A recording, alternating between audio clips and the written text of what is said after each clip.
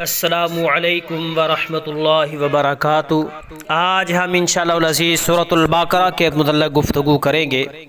سورۃ البقرہ مدنی سورت ہے اور اس کے 25,500 حروف ہیں، 6,121 کلمات ہیں، 286 آیات مبارکہ ہیں۔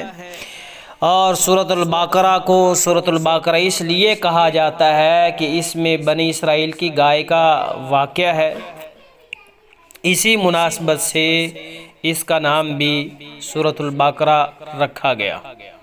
قرآن مجید کی سب سے لمبی آیت الدین اسی میں ہے، جو قرض کے متعلق ہے، ٹھیک ہے، لین دین کے متعلق ہے۔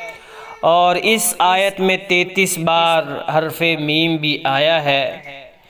سورۃ البقرہ ان 6 سورتوں میں سے ایک سورت ہے جس کا آغاز الف لام میم سے ہوتا ہے۔ اس بات پر علماء کا اتفاق ہے کہ سورۃ البقرہ مدینہ میں نازل ہوئی ہے، اور مدینہ میں نازل ہونے والی سورتوں میں سے سب سے پہلی جو سورت ہے وہ سورۃ البقرہ ہے۔ سیدنا ابو ہریرہ رضی اللہ تعالیٰ عنہ بیان کرتے ہیں کہ نبی مکرم صلی اللہ علیہ وآلہ وصحبہ وسلم نے فرمایا: لا تجعلوا بیوتکم مقابر فإن الشیطان ینفر من البیت الذی تقرأ فیہ سورۃ البقرہ۔ اپنے گھروں کو قبرستان نہ بنائیں، جس گھر میں سورۃ بقرہ کی تلاوت کی جاتی ہے شیطان اس گھر سے بھاگ جاتا ہے۔ یہ صحیح مسلم کی روایت ہے۔ تو گھروں کو قبرستان نہ بنائیں، اس سے مراد یہ ہے کہ مردے تو قبرستان میں قرآن پڑھتے رہی ہیں، اس لیے گھر میں قرآن پڑھا جائے، گھر میں ذکر و اذکار کیا جائے، قرآن مجید کی تلاوت کو معمول بنایا جائے، اور خصوصاً سورۃ البقرہ کو روزانہ کی بنیاد پر پڑھا جائے۔ اور جس گھر میں شیاطین کا بسیرا ہو تو سورۃ بقرہ پڑھنے سے وہ بھاگ جاتے، اور اگر گھر میں موجود نہ ہوں تو گھر میں داخل نہیں ہو سکتے۔ اس حدیث مبارکہ کی یہی تشریح ہے، یہی وضاحت ہے صحیح مسلم کی روایت کے مطابق۔ سیدنا حسین بن حضیر رضی اللہ تعالیٰ عنہ کہتے ہیں، میں ایک رات سورۃ بقرہ کی تلاوت کر رہا تھا، میرا گھوڑا میرے پاس بندھا ہوا تھا اور ساتھ ہی میرا بیٹا یحییٰ لیٹا ہوا تھا، سو رہا تھا۔ اچانک گھوڑا بدکنے لگا، مجھے خوف ہوا، ڈر لاحق ہوا کہ کہیں گھوڑا یحییٰ کو نقصان نہ پہنچا دے۔ کہتے کہ میں نے اسی ڈر سے تلاوت روک دی تو گھوڑا بدکنے سے بھی رک گیا۔ میں نے تلاوت دوبارہ شروع کی تو گھوڑا پھر بدکنے لگا۔ پھر مجھے خوف لاحق ہوا، ڈر لاحق ہوا کہ کہیں میرے بیٹے یحییٰ کو گھوڑا نقصان نہ پہنچا دے۔ کہتے ہیں میں نے تلاوت روک دی، پھر سے شروع کی، پھر سے گھوڑا بدکنے لگا۔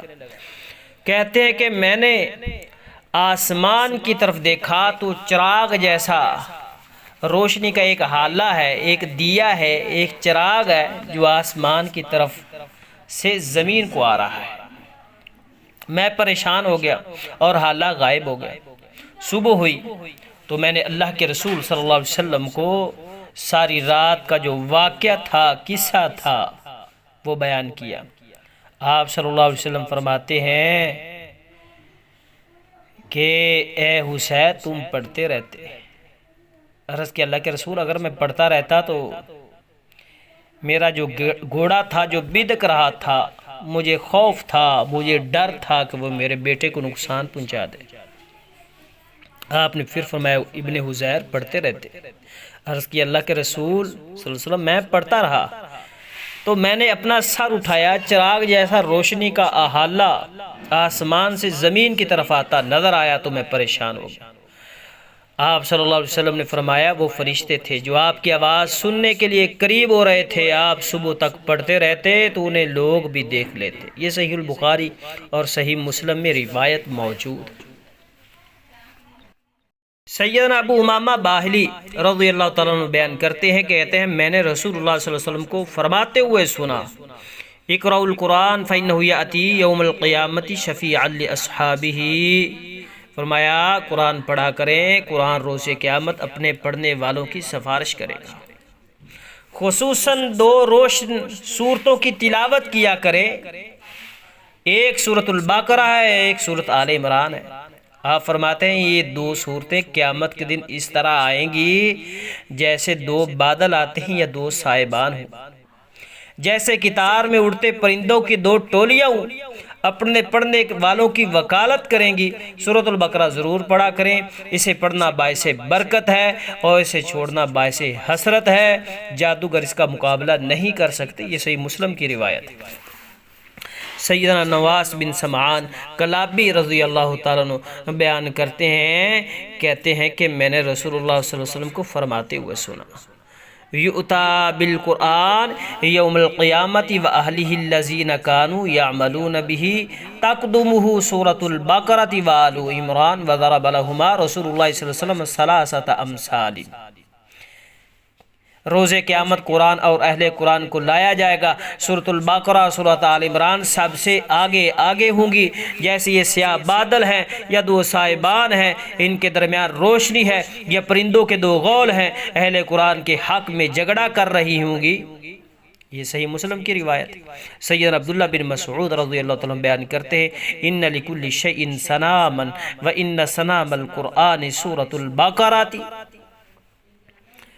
سیدنا عبداللہ بن مسعود رضی اللہ تعالیٰ عنہ کہتے ہیں کہ اللہ کے رسول صلی اللہ علیہ وسلم نے فرمایا، ہر چیز کی چوٹی ہوتی ہے، ہر چیز کی آخر ہوتی ہے، قرآن مجید کی چوٹی فضیلت اور عظمت کے اعتبار سے سورۃ البقرہ ہے۔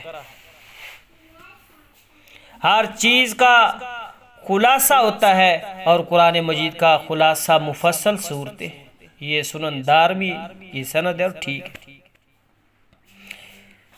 ہر چیز کی چوٹی ہوتی ہے، مستدرک حاکم میں اس طرح ہے کہ ہر چیز کی چوٹی ہوتی ہے، قرآن مجید کی چوٹی سورۃ البقرہ ہے۔ شیطان جب کسی کے گھر میں سورۃ البقرہ کی تلاوت سنتا ہے تو وہاں سے بھاگ جاتا ہے۔ تو آئیے سورۃ البقرہ کی تلاوت کو معمول بنائے، سورۃ البقرہ کی تلاوت کی جائے۔ اللہ ہمیں شر سے محفوظ رکھے۔ وما علیہ الا البلاغ۔